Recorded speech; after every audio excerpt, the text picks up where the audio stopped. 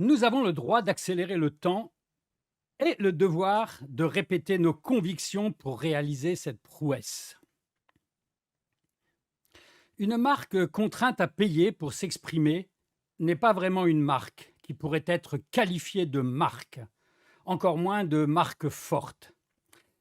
Les vraies marques fortes arriveront d'ailleurs à mettre fin à cette totale ineptie que les sponsors, lors d'événements, imposent leur présence oratoire, juste parce qu'ils ont payé, alors qu'ils n'ont pas vraiment de propos forts, répètent ce que tout le monde sait déjà, ou pire, récitent des bullet points sans vraiment savoir pourquoi ces synthèses sont si fortes. Conclusion auquel j'ai abouti lorsque je parlais à des collègues et ou concurrents de mon quatrième projet d'écriture. Ces affirmations ne m'appartiennent pas tout à fait, elles sont le fruit d'une réflexion collective. Elles m'amènent à me contredire. Jusqu'il y a peu, j'affirmais partout d'arrêter de mesurer les résultats à court terme. Grande spécialité des Riri, Fifi et Loulou font du marketing, puisque la construction d'une marque forte, y compris la nôtre, doit s'envisager sur le temps long. Sans qu'elle devienne complètement fausse, il faut nuancer mon ancienne assertion. Accepter que le premier droit d'une marque forte soit celui d'accélérer le temps vers une bonne notoriété, à la condition de respecter un premier devoir, avoir vraiment quelque chose de fort à dire. En conférence ou en atelier, je m'amuse à questionner mon public du jour quant à l'âge de certaines marques jugées récentes. Par exemple, Uber, Amazon, Netflix, Spotify. En général, les participants se trompent fréquemment, situent leur naissance vers 2014, 2016 et 2005 pour Amazon. Et dans les faits, Uber est né en 2009, Amazon en 1994, Spotify en 2008 et Netflix en 1997. Même si cette longévité n'est pas perçue, il est indéniable que la variable temps a plus qu'une certaine importance, confirmant donc mon ancienne croyance quant à leur notoriété. Mais pas que. Elles ont également la particularité de n'avoir quasi jamais changé de discours, d'avoir vraiment quelque chose de fort à dire. Dès leur premier pitch, les fondateurs d'Uber ont annoncé qu'Uber deviendrait le plus grand fournisseur planétaire de taxis sans en détenir un seul.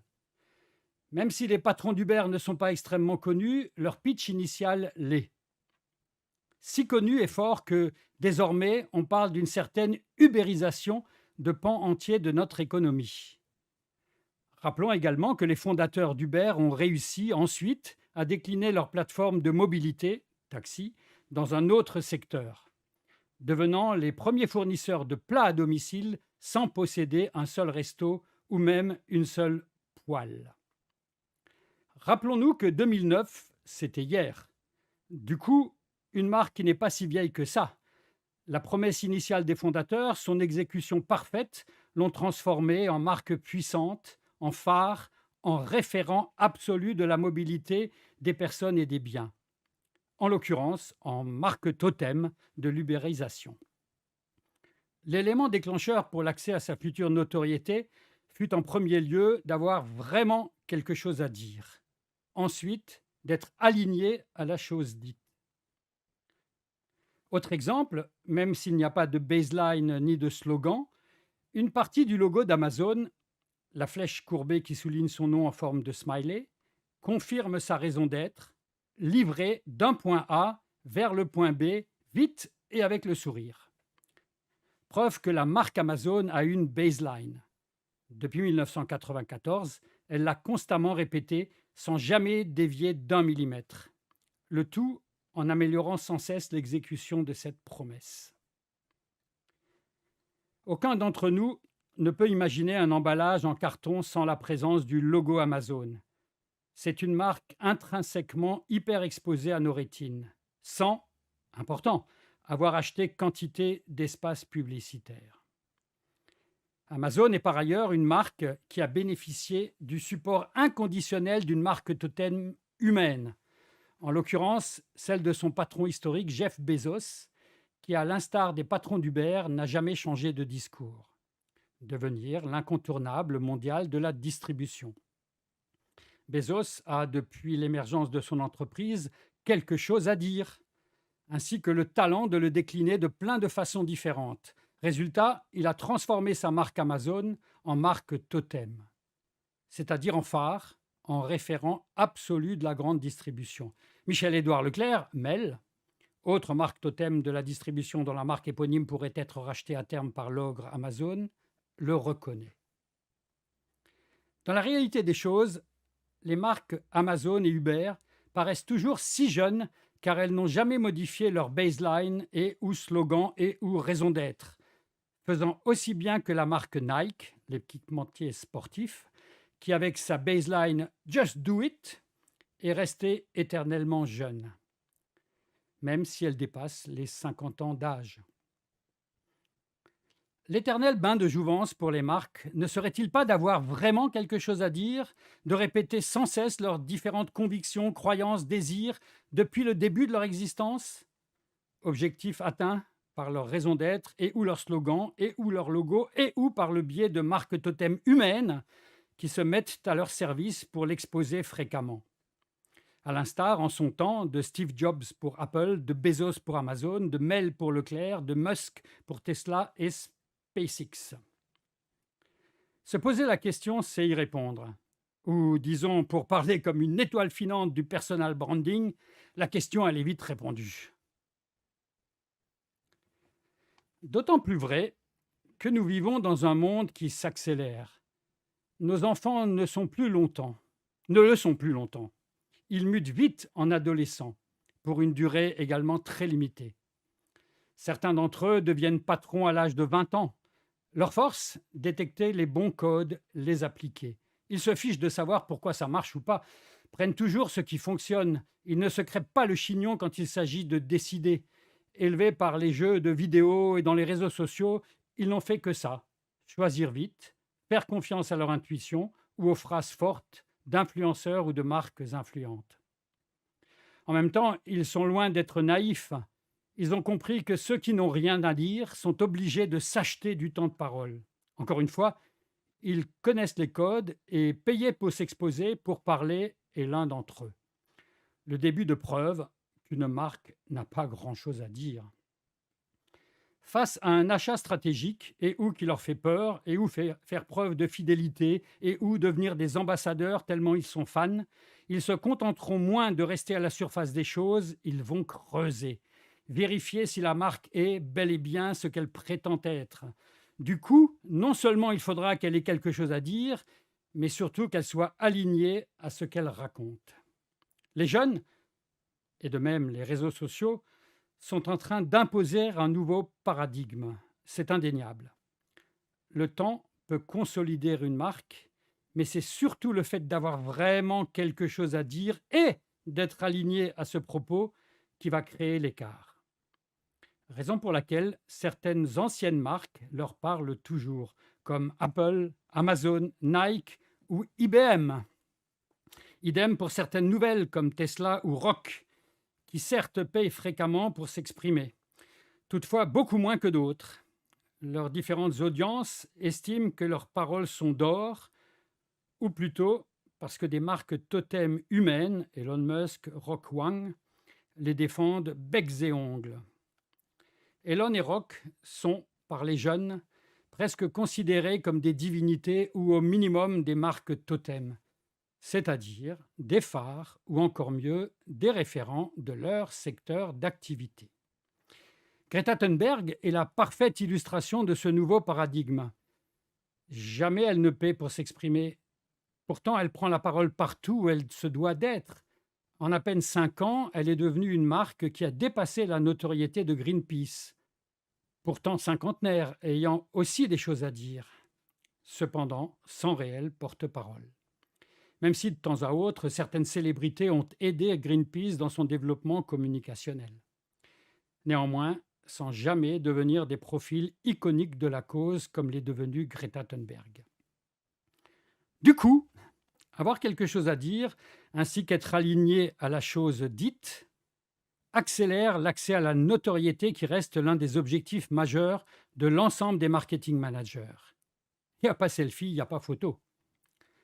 Du coup, cela dépote encore mieux lorsque c'est un humain qui dit cette parole forte à retenir. Pourquoi?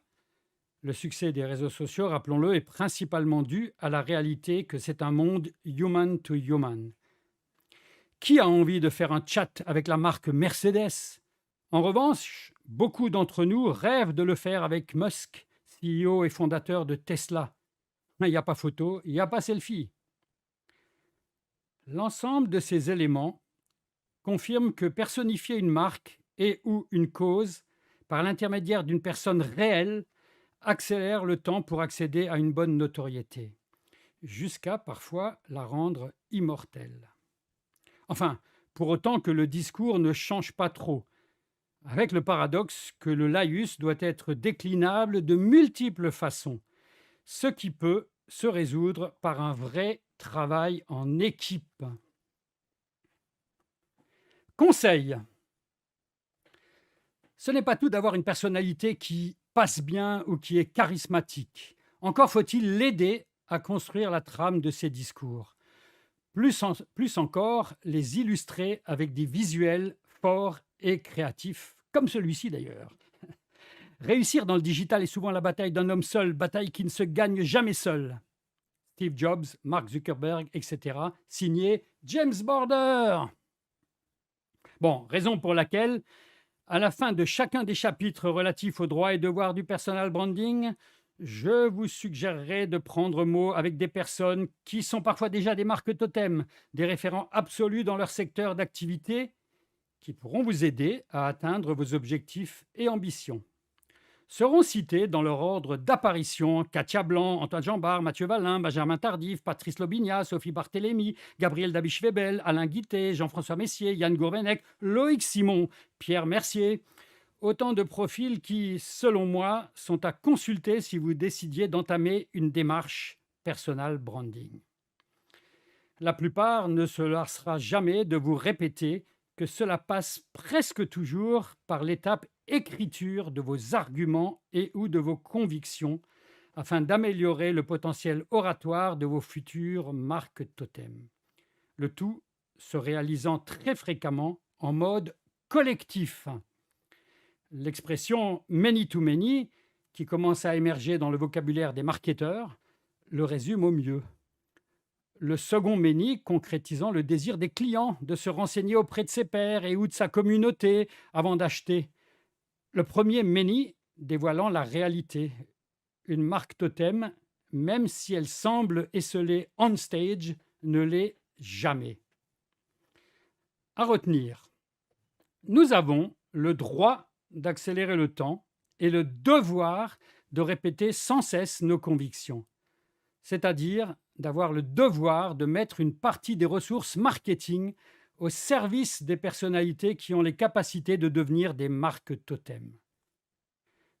Pour aider mes clients à mieux percevoir le challenge, je leur indique qu'avant, il suffisait de mettre une belle annonce dans les annuaires téléphoniques, de payer le montant qu'il fallait pour que le téléphone sonne. Depuis nos années 10, il faut considérer que chaque jour qui passe sort un nouvel annuaire où les encarts sont gratuits. Toutefois, il faut avoir la capacité de remplir ces encarts, être en mesure de feuilletonner ses arguments. Idem avec la vie, professionnelle et personnelle, afin d'être présent chaque jour, le tout ne pouvant être qu'un vrai travail d'équipe. L'idée de créer plusieurs marques totems qui remplaceraient l'outil mort de l'annuaire téléphonique avance petit à petit dans l'esprit de beaucoup d'entrepreneurs, d'autant qu'ils comprennent, au fur et à mesure de leurs recherches sur ce type de marketing, que ces marques totems peuvent devenir des points centraux autour desquels gravitent toutes les ressources commerciales et marketing. Toutefois, afin d'arriver à bénéficier pleinement de la gratuité des supports inhérents au flux d'actualité des réseaux sociaux, il conviendra de respecter d'autres droits et devoirs du personal branding, dont celui de ne jamais sortir de son périmètre communicationnel, sujet du prochain chapitre.